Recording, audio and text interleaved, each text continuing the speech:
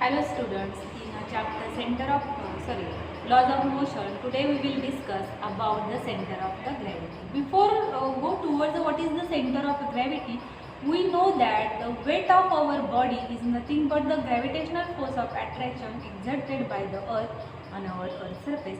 Suppose we consider one body having the mass capital M, which is made by the so large number of particles like M1, M2, M3 up to Mn. So this is one such a type of a body, okay, having the masses. We consider it as the M1, M2, M3 and the M4.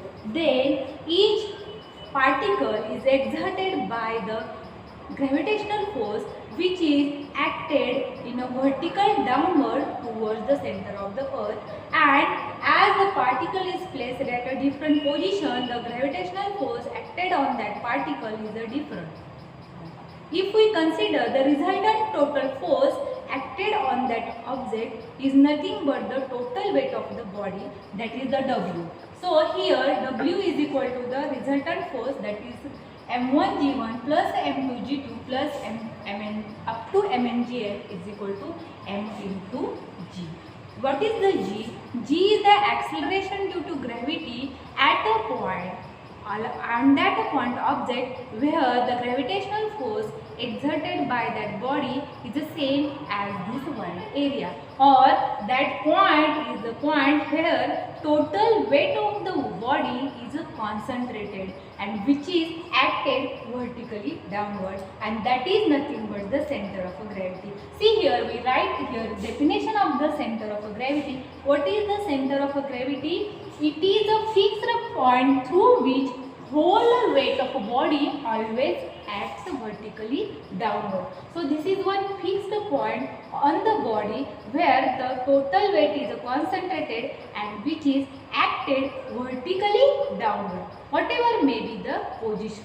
So in this diagram, the C dot G, that is the center of gravity, that is the center of gravity point.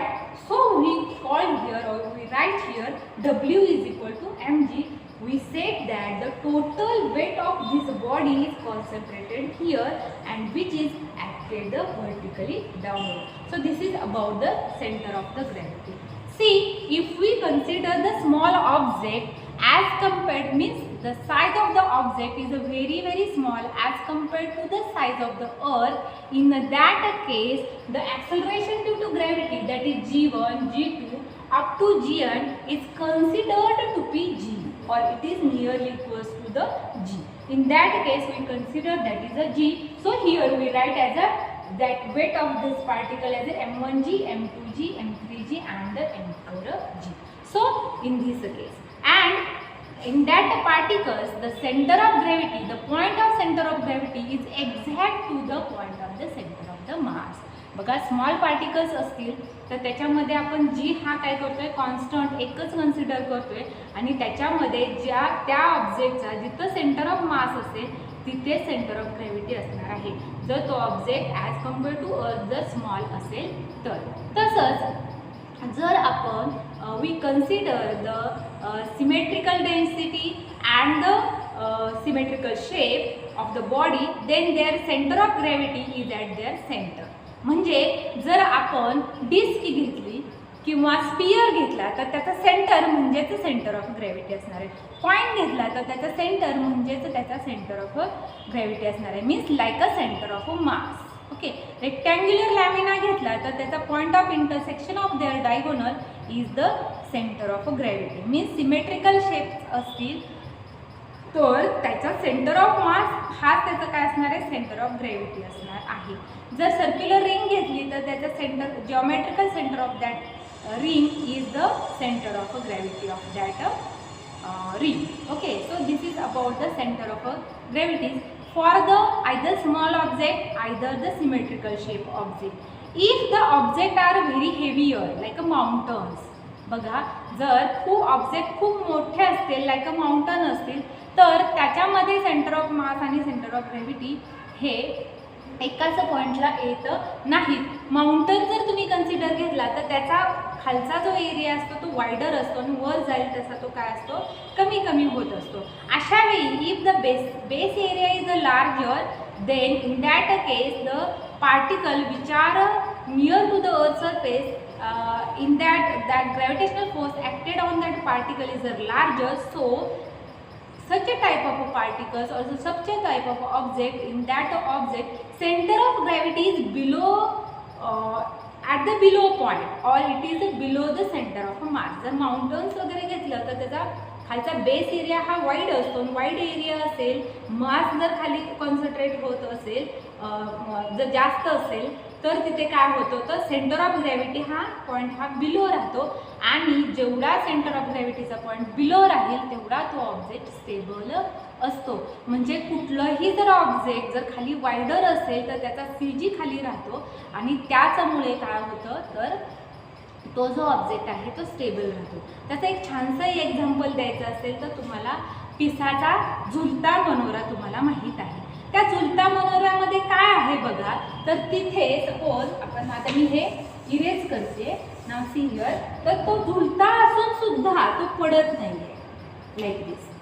हा या पद्धतीनं समजा तो मनोरा आहे तर तो झुकलेला आहे तरी पण तो पडत नाही. का पडत नाही तर एकतर त्याचा खालचा जो एरिया आहे बेस एरिया आहे तो काय आहे वाईडर आहे आणि मॅक्झिमम वेट जे आहे त्याच्यामध्ये जेव्हा पहिला मजला तो करण्यात आला त्यावेळी तो काय झाला दुसरा मजला चढवताना तो मनोरा झुलता झाला. म्हणून त्यांनी काय केलेलं आहे तिथे जास्त टन वेट जे आहे ते खाली वाढवलेलं आहे आणि त्यामुळं due to wider area and the weight त्याचा जो CG आहे तो खाली आहे. सेंटर ऑफ ग्रॅव्हिटीचा जो पॉईंट आहे तो खाली आहे. ज्यावेळी हा मनोरा झुलतोय म्हणजे त्यांचा CG कुठेतरी इकडे येईल, बरोबर. जेव्हा सरळ असेल तेव्हा तो इथं असेल, जेव्हा झुकेल तेव्हा त्याचा CG इकडे येईल. पण त्या CG मधून जाणारी line of action of force म्हणजे ह्या गुरुत्व केंद्रातून जाणारी गुरुत्व रेषा जी आहे ती जर त्या बेस एरियामधून जात असेल तर तो जो सेंटर ऑफ ग्रॅव्हिटीचा पॉईंट जरी बाजूला झाला तर त्या मनोऱ्याला काहीही धक्का बसत नाही. आणि हेच त्या मनोऱ्याच्या बाबतीत झालेलं आहे. त्याची जी line of action of force which is passing through the centroid of the this CG which is within the base area आणि त्यामुळे तो झुलता मनोरा आहे तो आहे तसाच राहिलेला आहे. तसंच जर तुम्ही समुद्रामध्ये जहाज बघितलं तर तुम्हाला लक्षात येईल की त्याचा जहाजाच्या खाली जास्त वेट भरलेलं असतं. कशासाठी तर एकतर वजन खाली झाल्यामुळं आणि वायडर एरियामुळं सेंटर ऑफ ग्रॅव्हिटीचा पॉईंट खाली येतो आणि जेवढा वजन जास्त आणि वायडर एरिया खाली तेवढा CG जेवढा खाली तेवढं काय होणार आहे तो ऑब्जेक्ट बॅलन्स होतं असं आपण सांगणार आहे. त्यामुळे ती शिप झुलू शकत नाही किंवा वाहून जाऊ शकत नाही. हे असे आपली सेंटर ऑफ ग्रॅव्हिटीचे एक्झाम्पल्स आहेत. हे झालं आपलं जर सपोज लार्जर ऑब्जेक्ट असतील वायडर एरिया असेल तर. पण जर इरेग्युलर शेप्स असतील तर त्याच्या बाबतीत आपण सेंटर ऑफ ग्रॅव्हिटी कशी काढायची तर त्याच्यासाठी एक आपण हा कार्डबोर्डचा एक्सपेरिमेंट घेतलेला आहे. म्हणजे कुठलाही एक कार्डबोर्ड घ्या त्याच्यामध्ये इरेग्युलर शेपचा एक पुठ्ठा म्हणजे कार्डबोर्ड करा आणि त्याला 3 होल्स पाडा लाईक O, O1 आणि O2. Okay, so first of all place or draw the plumb line or pass the plumb line from the first hole. Plum line म्हणजे काय तर तुम्ही जर घरांची कन्स्ट्रक्शन बघता तर ते जे गवंडी लोक काम करतात तर त्यांनी एक डोर सोडलेला असतो आणि खाली एक बेड ठेवलेला असतो. ती प्लम लाईन काय राहते तर नेहमी इक्विलिब्रियम स्टेटला राहते कारण ती CGच्या लाईन ऑफ ॲक्शन ऑफ फोर्सला इक्विलिब्रियममध्ये राहते. का ती इक्विलिब्रियम राहते तर तिथं 2 फोर्स ॲक्ट होतात. एक जो आहे तो weight of that plumb line which is acted in the downward direction and tension in this plumb line or the string which is acted in the upward direction. So there is equal in magnitude but opposite in direction force is acted, so that is become in a equilibrium state. तसंच आपण केलेलं आहे. एक plum line सोडलेली आहे आणि ती जिथं स्थिरावती आहे तिथून आपण पहिली एक पेन्सिलनी लाईन ओढणार आहे. आता पुढे काय करणार आहोत तर याच्यातून ती प्लम लाईन काढून नेक्स्ट पॉईंटमध्ये म्हणजे O1 मध्ये आपण ती प्लम लाईन घालणार आहोत आणि ती प्लम लाईन जिथे इक्विलिब्रियम स्टेटला येईल तिथून आपण एक स्ट्रेट लाईन काढणार आहोत. तसंच आता O1 मधून काढून आपण O2 मध्ये O2चा जो होल आहे त्याच्यामधून प्लम लाईन सोडणार आहे. ती जिथे इक्विलिब्रियमला येईल तिथे आपण काय करणार आहोत त्याच्यातून लाईन ओढणार आहोत. मग आता लक्षात आलं बघा. ही फर्स्ट आपली O या होलमधनं आलेली लाईन आहे, सेकंड O1 मधनं आणि O3 ते जिथे एकत्र येणार आहे that is the centre of gravity of this irregular shape. So today we discussed about what is the center of gravity, that is the point where whole weight of the body is supposed to be concentrated and acted vertically downward. For the symmetrical shape, their center are the center of the gravity. For the largest area, there is always center of gravity is below the center of mass, or it is at a below. And for the irregular shape, we can find out the center of gravity like this. So thank you.